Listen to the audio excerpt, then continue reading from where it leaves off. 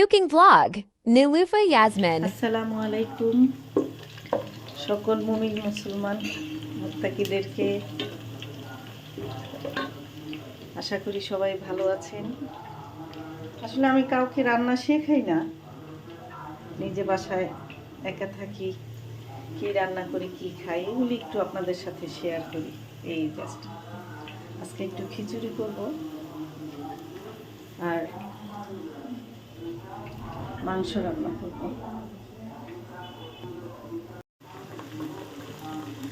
দিয়েছি মশলা, এটা বাটা মশলা, হলুদ, বাদাম, আদা রসুন,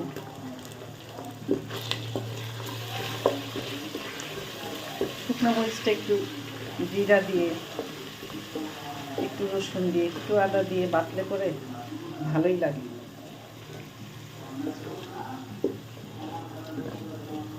আমার রান্নায় বেশি পেঁয়াজ লাগে না, অতিরিক্ত পেঁয়াজ ভালো লাগে না। এখানে বাদাম বাটা,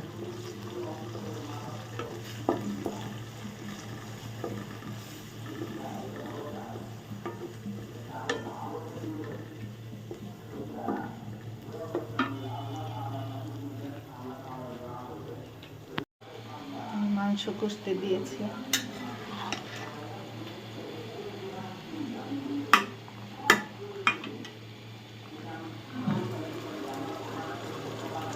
অল্প একটু খিচুড়ি রান্না করবো,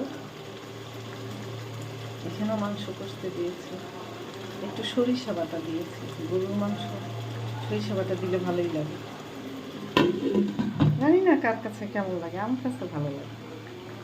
হয়তো কেউ রান্না করে সরিষা দিয়ে অনেকে খায়, অনেকে খায়ও না। একটু দেখি কি অবস্থা, একটু আলু দিব, ভুনা খিচুড়ি করবো তো, এখন আবার নতুন আলু দিলে পরে মনে হয় ভালোই হবে।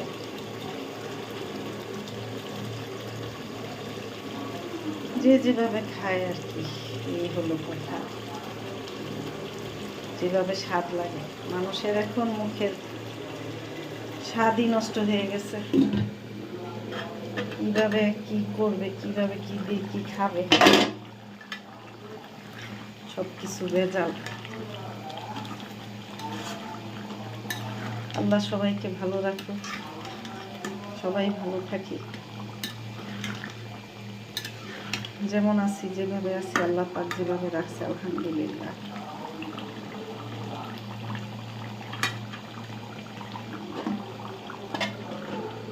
দোয়া করি সবাই ভালো থাকে।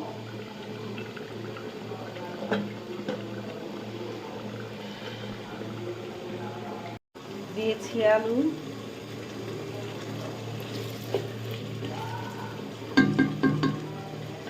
একটু ডাল দিয়ে দিব,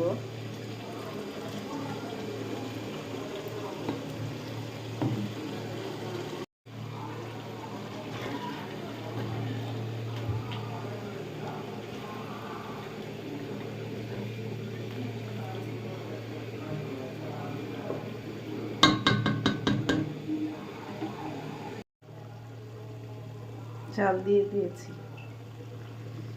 ভুনা খিচুড়ি তো, মাংস, আলু, ডাল, নাজির চাল দিয়ে একটু রান্না করলাম। দম দিয়েছি খিচুড়িটা,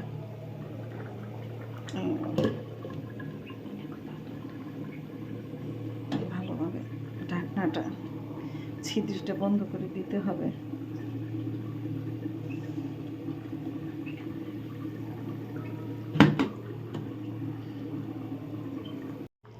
এই যে মাংস, গরুর মাংসটা আর কি, খিচুড়িও গরুর মাংস দিয়েই রান্না করেছি, আলাদা কিছু মাংস ভুনা করে রাখলাম। ভুনা মাংস আর সবাই পছন্দ করে। হয়ে গেল রান্না, এই যে খিচুড়ি হয়ে গেছে, দমে দিয়েছি।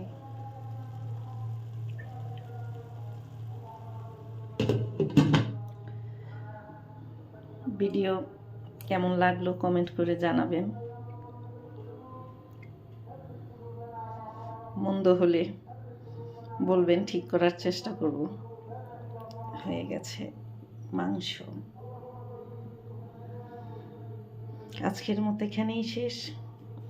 সবাই ভালো থাকবেন, দোয়া করি আল্লাহ পাক সবাইকে ভালো রাখুক। আল্লাহ হাফেজ।